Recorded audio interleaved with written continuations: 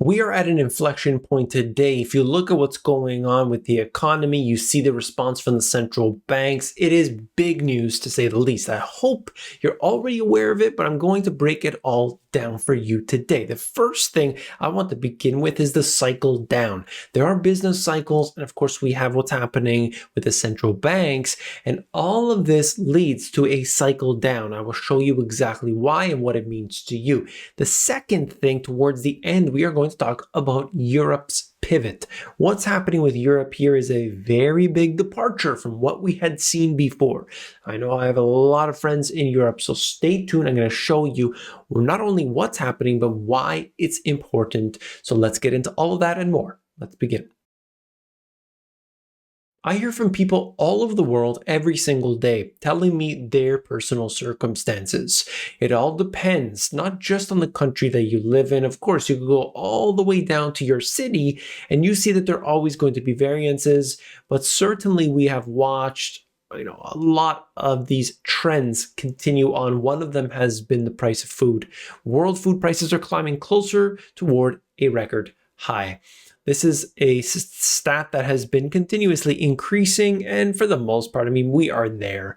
We are at the record high once again. There are many different reasons for this. You see that, there might be transportation problems. There might be problems with the actual access of that food. It could be, weather issues.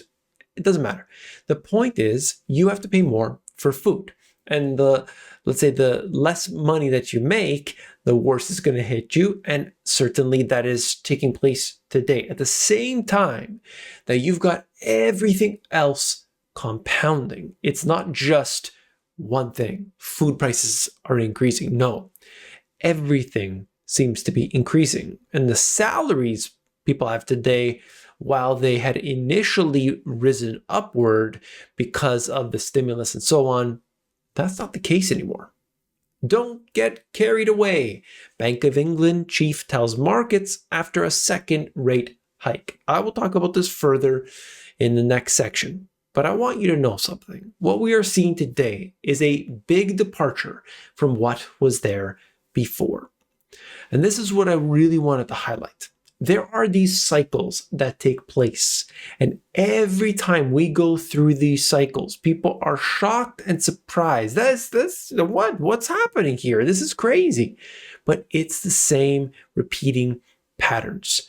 What institutes that, what creates these effects is always going to be a different scenario. But what happens in response, look, these central banks, they can only do a few things. Okay? And primarily print money. They can print a lot of money, or they can actually reduce the amount of money that they print. And as we saw in 2018, markets do not like when they print less money. Look at what's happening with commodities. US oil prices topped $90 a barrel for the first time since 2014. So we're getting these repeating patterns from, 2007 into 2008. Housing prices are skyrocketing. Commodity prices are skyrocketing. At the same time, there's a few things that are starting to break down. There are elements of 2007, 2008, elements of 2000, elements of 1929 even, all coming to a head. Now, I want to know right now from you, the individual, what is your biggest concern today? Is it prices rising? Is it geopolitical conflict? What is it? Let me know in the comments down below. Housing wealth is setting new records for both owners and sellers. You can see that prices are going ballistic. I literally have seen cases in which just a few months ago, up until this point, prices have risen on homes 20 to 30% in just a few months, simply because of inventories falling, not because of fundamentals, not because it's fantastic area, because it's got the good school. Listen, it's simply these fundamental aspects on top of all the stimulus, on top of all the easy money and the low interest rates and everything that got us to this place. And it is going to be a world of hurt when it all comes down, because people are not ready. They are not prepared. So let's get into this here. The cycles. You need to understand the cycles. It is so key to understand. Length of every US business cycle in months since the 1850s. Okay, so you could look at between the median and the average there. We're gone beyond that. It's only a few years, and in recent years, of course, that has gotten longer. Let's be honest about that. But what has been very different about these recent cycles is that we have had interest rates declining through these periods. But now the expectation is that interest rates, due to inflation, I should say, the interest rates have been declining, and with inflation picking up, we would expect that we would need to see an increasing interest rates to push that down. So this has been the difference. Whenever I see people, well, they're just going to reduce it. How are they going to get inflation down? Are you telling me that they're going to hyperinflate? Is that what they're going to do? Could be. Could be. It's harder for them to control that, though. In fact, impossible. US, 2 in the 10. So what we're looking at here is this yield curve inversion that takes place. Okay, very simply, when you see that, let's put it in plain English. Okay, that's what the Money GPS wants to do. Translate all this jargon into plain English. What does it mean? Imagine the longer the bond is for, 30-year bond, you would expect to get a higher return, a better return, than you would for a 1 year. Because there's so many events that could take place in that 30 years that you would think to yourself, the longer it's going for, the more of a return. But then that actually gets kind of way off. And suddenly the shorter dated bonds are actually getting you more return. And that's when the market gets messed up. The bond market starts to screw up. And what happens here is that a recession follows. Every time. Every single time. But it doesn't happen right away. The average of 12 to 18 months from inversion to recession. Now, oddly, that actually did happen leading up to 2020. For different reasons why everything happened the way it did and so on, but it still did. And I found that to be kind of interesting, to say the least. So you could look at this inversion months before recession. Just want to highlight the fact that it does not mean that there's a yield curve inversion, which will happen in the coming months if it continues the way it is, up until the point where there's a recession. It just means that there is going to be some changes that we are going to see from the bond market, and then that's kind of the signal that we'll get. We're in a cycle down. But what has happened here, whenever I talk about inflation, whenever I talk about, many people say, it's deflation. Deflation can come. But look at this. This is the M2 money supply. Yes, the velocity has come down, but it depends on your definition.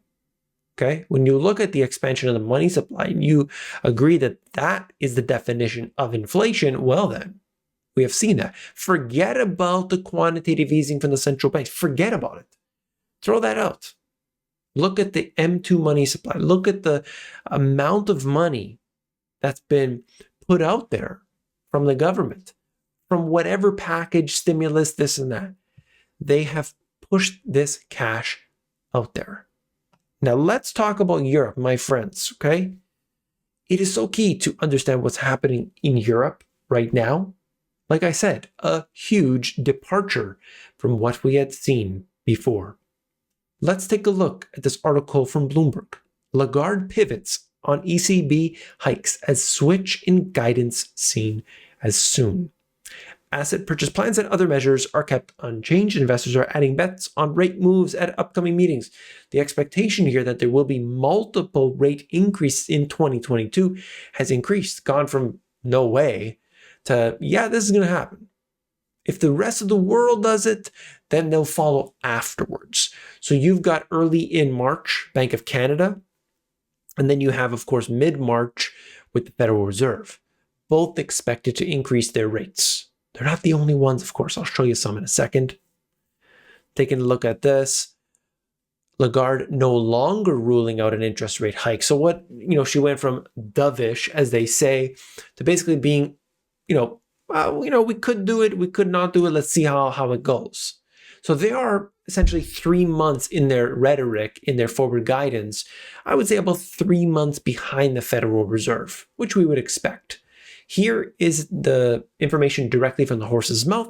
You could look at this coming right from the ECB's website, Monetary Policy Decisions, essentially trying to say we're trying to keep inflation rates at 2%. Yes, they've gone way, way beyond that, but don't worry, it's only temporary. They actually use the word transitory in here. Like I said, they're about 3 months behind. And then we have this, Bank of England. My subscribers brought this to me before I could put it in a video. Bank rate increased to 0.5%. This is it. Many people said, no. Central banks aren't going to increase. Here's another central bank that has done so. It's happening, guys. Ladies and gentlemen, it is happening. Let's just wake up to the fact that they're doing this. You got to have that paradigm shift. You've got to wake up and realize maybe the central banks don't want to actually support all of this, and they want to create a crisis. They bring it down, they push it up, and they are on the inside of all of the activity. But if we have this, this sort of the blinders on, no, this is they just want to pump it up forever and ever.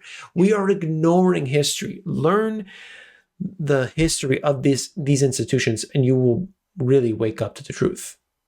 I wanted to show you this. I haven't updated you in a while, but this is the negative yielding debt. So you remember that there was at one point 18 or around 17, 18 trillion dollars of a negative yielding debt. What does that mean?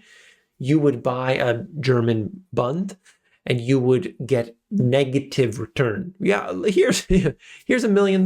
Okay, yeah, here's 999,000 back. Like, why? Like, it's just mind-blowing. Anyway, we are back down to the level 6 trillion now. 6 trillion, back to these levels we haven't seen in, that was probably 2018.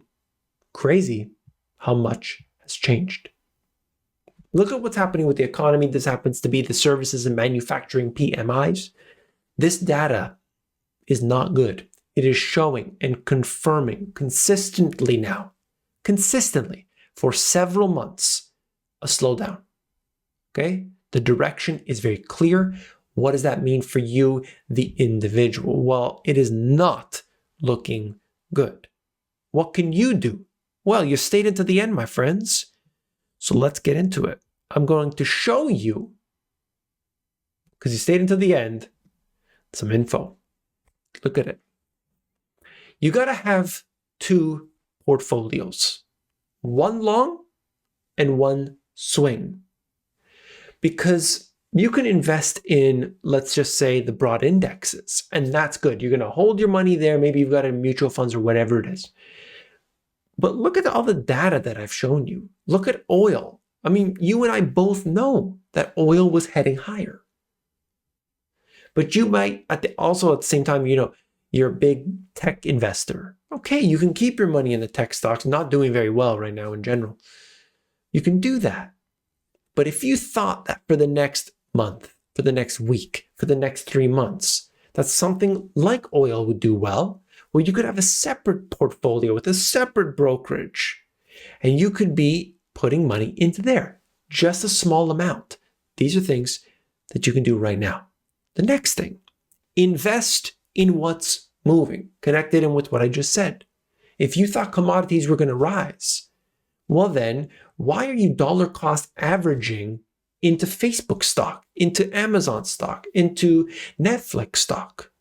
If you thought commodities were going to rise just because, I don't want to be out of the market. Well, why put your money into something that for the next little while, maybe not going to do so well?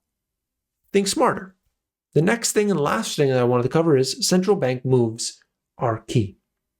If you follow what the central bank moves are, you're going to fare much, much better. That's my message to you. Now, if you look at this information you find it interesting, you find it helpful, you find it informative, to support the channel, hit that thumbs up. I appreciate all of the kind words that I received on the post that I made, as well as from the last few videos. Thank you to all of you. So many people, in fact, I received a whole bunch of them just in the last couple of days, that told me they were unsubscribed from my channel, or the little bell was taken off.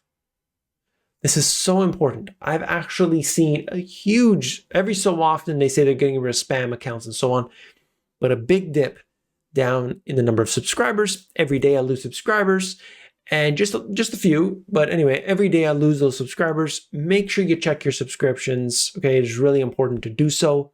If you haven't seen this video yet, you definitely want to check it out, okay? Click it. I'll see you there.